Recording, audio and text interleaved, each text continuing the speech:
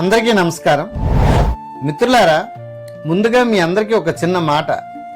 మహర్షి విశ్వామిత్రుడి జీవితంపై నేను గతంలో చేసిన వీడియోలో కొన్ని పురాణ వివరాల్లో పొరపాట్లు జరిగాయి.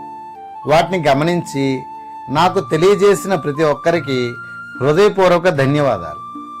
ఆ పొరపాట్లను సరిదిద్దుతూ ప్రామాణిక కథనాలను పరిశీలించి ఒక కొత్త వీడియోను చేశాను. ఏదైనా పొరపాటు జరిగి మీ మనసుకు నొప్పించి ఉంటే నన్ను క్షమించండి. ఇప్పుడు విశ్వామిత్రుడి జీవితంలో జరిగిన సంఘటనల ద్వారా కోపం మనిషికి ఎందుకు శత్రువు అనే విషయాన్ని తెలుసుకుందాం.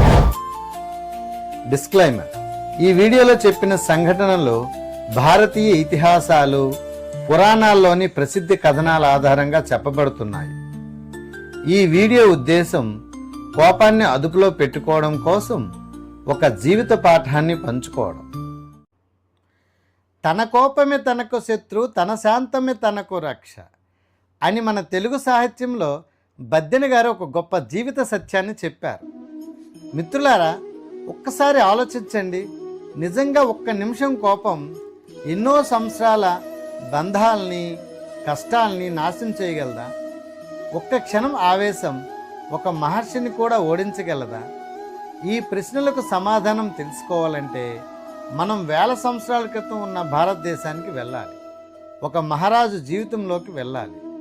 ఆ మహారాజు పేరు విశ్వామిత్రుడు.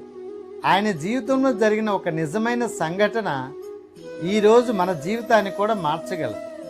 అదేంటో ఇప్పుడు తెలుసుకుందాం. ఈ వీడియోను స్కిప్ చేయకుండా చివరి వరకు చూస్తే మీకు కోపం వచ్చిన ప్రతిసారి ఈ కథ తప్పకుండా గుర్తుకు వస్తుంది.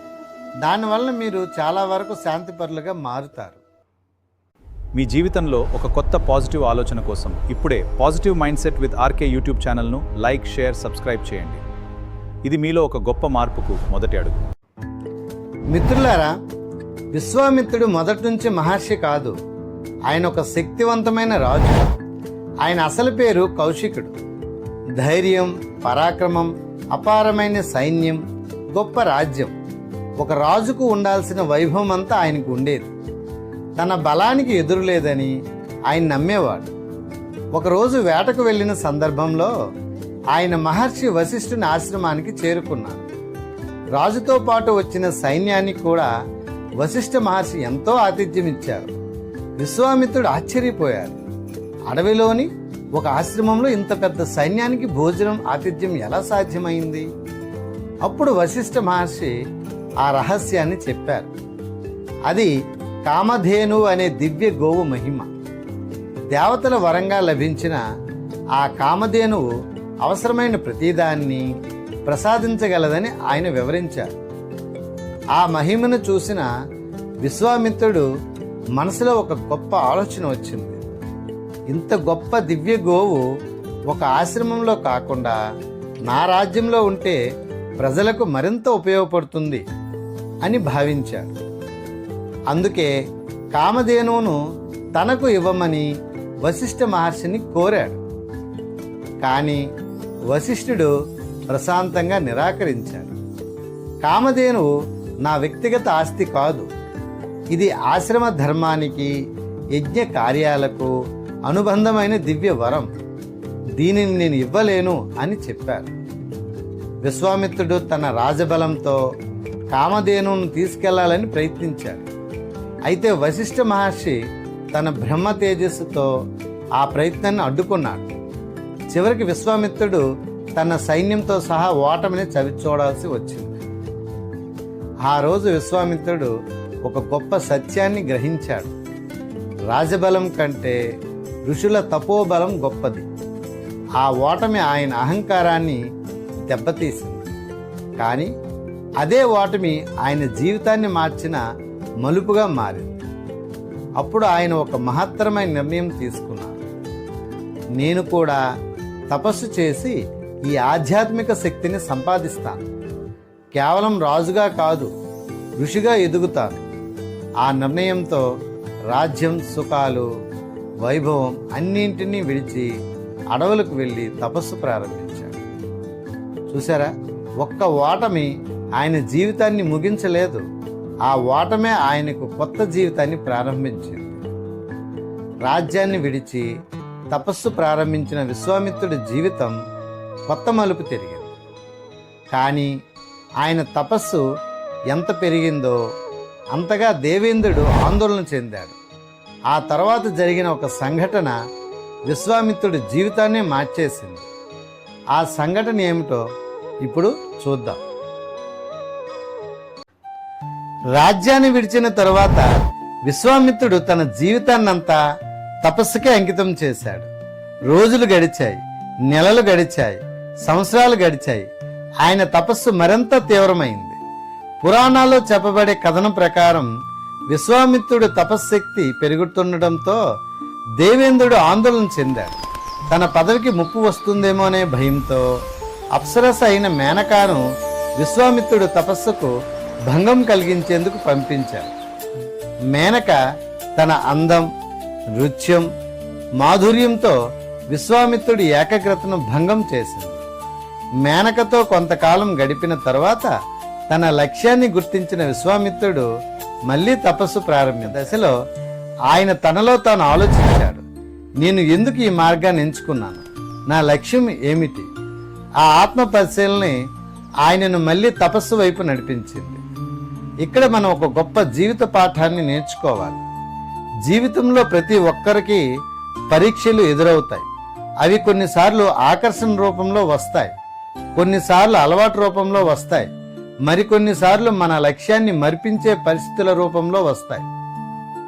విజయం అంటే ఎప్పుడూ తప్పులు చేయకపోవడం కాదు, తప్పు జరిగిన తన లక్ష్యాన్ని గుర్తించుకొని మళ్ళీ సరైన మార్గంలో నడవటం. విశ్వామిత్రుడు అదే చేశాడు.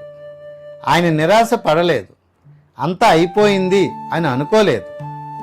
మళ్ళీ మరింత దృఢ సంకల్పంతో తపస్సును ప్రారంభించాడు. కానీ దేవేంద్రుడు ఇక్కడితో ఆగలేదు. విశ్వామిత్రుడు తపస్సు మరింత గొప్ప స్థాయికి చేరుకుంటోంది. మరోసారి ఆయన ఏకాగ్రతను పరీక్షించేందుకు ప్రయత్నం జరిగింది. అయితే ఈసారి జరిగిన సంఘటనలో విశ్వామిత్రుడు కోపానికి లోనయ్యాడు. ఆ ఒక్క కోపం ఆయనకు ఎంత పెద్ద పాఠం నేర్పిందో ఇప్పుడు చూద్దాం. ఒక్క కోపం ఎన్నో సంవత్సరాల తపస్సుకు పరీక్ష. మేనక సంఘటన తరువాత విశ్వామిత్రుడు తన మనస్సును మరింత దృఢంగా మార్చుకున్నాడు. ఇక ఎలాంటి ఆకర్షణ తనను తపస్సు నుంచి దూరం చేయకూడదని నిశ్చయించుకున్నాడు. మళ్ళీ ఆయన తీవ్రమైన తపస్సును ప్రారంభించాడు. రోజులు గడిచాయి, సంవత్సరాలు గడిచాయి. ఆయన తపస్సు మరింత ఉన్నత స్థాయికి చేరుకుంది. పురాణాల్లో ప్రసిద్ధంగా చెప్పబడే కథనం ప్రకారం దేవేంద్రుడు మరోసారి ఆందోళన చెందాడు. ఈసారి అప్సరసైన రంభను విశ్వామిత్రుడి వద్దకు పంపించాడు. రంభను చూడగానే విశ్వామిత్రుడికి వెంటనే ఒక విషయం అర్థమైంది. ఇది నా తపస్సును భంగం చేయటానికి చేసిన మరో ప్రయత్నం. అయితే ఈసారి ఆయన ఆకర్షణకు లొంగలేదు. కానీ ఆయన మరో పరీక్షలో విఫలమయ్యాడు. అదే కోపం. తీవ్రమైన ఆగ్రహంతో విశ్వామిత్రుడు రంభను శపించేశాడు. ఆ శాపం ఇచ్చిన కొద్దిసేపటికే ఆయన మనసు ప్రశాంతమైంది. అప్పుడు ఆయన తనలో తాను ఆలోచించాడు, నేను ఆకర్షణను జయించాను, కానీ కోపాన్ని మాత్రం జయించలేకపోయాను. ఇన్ని సంవత్సరాల తపస్సు చేసినా ఒక్క క్షణం కోపం నా మనశ్శాంతిని దూరం చేసేసింది. ఆ క్షణంలో విశ్వామిత్రుడు ఒక గొప్ప సత్యాన్ని గ్రహించాడు. బయట శత్రువును గెలవడం కంటే మనలోని కోపాన్ని గెలవడం చాలా కష్టం. ఆ రోజు నుంచి ఆయన మరింత మౌనంగా, మరింత వినయంగా, మరింత ఆత్మనిగ్రహంతో తపస్సును కొనసాగించాడు. ఎందుకంటే ఆయనకు అర్థమైంది, తపస్సు అంటే కేవలం కళ్ళు మూసుకొని ధ్యానం చేయడం కాదు. మనసులో కోపం, అహంకారం, అసూయ వంటి భావనలను జయించడమే నిజమైన తపస్సు. మిత్రులారా, విశ్వామిత్రుడి జీవితంలో జరిగిన ఈ సంఘటన ఈరోజు మన జీవితాల్లో కూడా ప్రతిరోజు జరుగుతూనే ఉంటుంది. మనం కూడా చాలాసార్లు సరైన పని చేస్తూనే ఒక్క క్షణం కోపంతో ఏళ్లుగా సంపాదించుకున్న గౌరవాన్ని, సంబంధాలను, మనశ్శాంతిని కోల్పోతుంటాం. అసలు కోపం వచ్చినప్పుడు మన శరీరంలో, మన మెదడులో ఏమి జరుగుతుంది, సైన్స్ దాని గురించి ఏమి చెబుతుంది, ఇప్పుడు మనం తెలుసుకుందాం.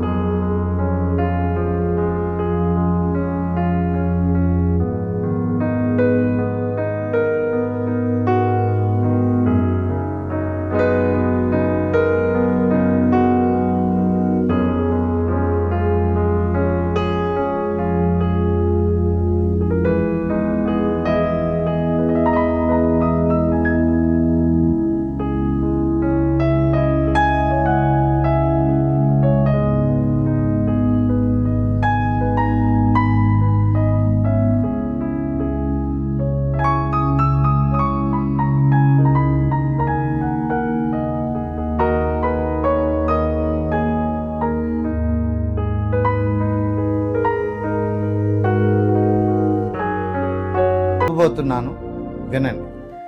చివరికి విశ్వామిత్రుడు ఎలా గెలిచాడు? మిత్రులారా, విశ్వామిత్రుడు చాలా శక్తివంతమైన రాజు, అంతకంటే గొప్ప తపస్వి. కానీ ఆయన గొప్పవాడిగా నిలిచింది శక్తి వల్ల కాదు, తనను తాను మార్చుకున్నందువలన. మేనక సంఘటన ఆయనకు ఏకాగ్రత విలువను నేర్పింది. రంభ సంఘటన కోపాన్ని జయించకపోతే నిజమైన విజయం రాదని నేర్పింది. ఆ తర్వాత విశ్వామిత్రుడు మరింత వినయంతో, మరింత సహనంతో, మరింత ఆత్మ నిగ్రహంతో తన తపస్సును కొనసాగించాడు. చివరికి ఆయనలోని అహంకారం తగ్గింది, కోపం శాంతించింది, మనసు నిర్మలమైంది. ఆ సమయంలో మహర్షి వశిష్ఠుడు ఆయన్ను బ్రహ్మర్షి అని గౌరవించాడు. ఆ బిరుదు ఆయన తపస్సుకే కాదు, ఆయన వ్యక్తిత్వ పరివర్తనకు వచ్చింది గౌరవం. ఇప్పుడు మన గురించి ఆలోచిద్దాం. మిత్రులారా, మన జీవితంలో కూడా ప్రతిరోజు ఒక మేనక వస్తుంది. అది మొబైల్ కావచ్చు, చెడు అలవాట్లు కావచ్చు, ఆలస్యం కావచ్చు. ప్రతిరోజు ఒక రంభ కూడా వస్తుంది. అది కోపం రూపంలో రావచ్చు, అవమానం రూపంలో రావచ్చు, విమర్శ రూపంలో రావచ్చు. ఇక్కడ ప్రశ్న ఏమిటంటే, మనల్ని ఎవరు ఓడిస్తున్నారు? ఎదుటి వాళ్ళ, లేక మనలోని కోపమా? ఒక చిన్న నిర్ణయం తీసుకుందాం. ఈ రోజు నుంచి ఎవరైనా మన కోపం తెప్పించినప్పుడు వెంటనే స్పందించకుండా ఒక్కసారిగా ఆగుదాం. 3 లోతైన శ్వాసలు తీసుకుందాం. మరి మనలోని మనం ఒక ప్రశ్న వేసుకుందాం. నేనిప్పుడు స్పందించబోయేది నా సమస్యను పరిష్కరిస్తుందా, లేక మరింత పెద్ద సమస్యను సృష్టిస్తుందా? ఈ ఒక్క ప్రశ్న మీ జీవితాన్ని మార్చగలదు. ముగింపు సందేశం. మన తెలుగు సాహిత్యంలో బద్దెన్ గారు చెప్పిన ఆ మహత్తరమైన మాటతో ఈ వీడియోను ముగిస్తున్నాను. తన కోపమే తనకు శత్రువు, తన శాంతమే తనకు రక్ష. మిత్రులారా, మన జీవితంలో అత్యంత పెద్ద విజయం ఎదుటివారిని గెలవడం కాదు, మన కోపాన్ని గెలవడం. ఎందుకంటే కోపం మనల్ని బలహీనులను చేస్తుంది, శాంతి మనల్ని మహానుభావులుగా చేస్తుంది. విశ్వామిత్రుడి జీవితం మనకు ఇదే గొప్ప సందేశాన్ని ఇచ్చింది.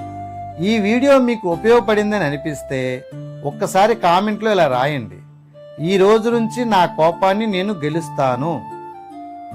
ఈ వీడియోను కోపంతో బాధపడుతున్న మీ కుటుంబ సభ్యులకు, మీ స్నేహితులకు తప్పకుండా షేర్ చేయండి.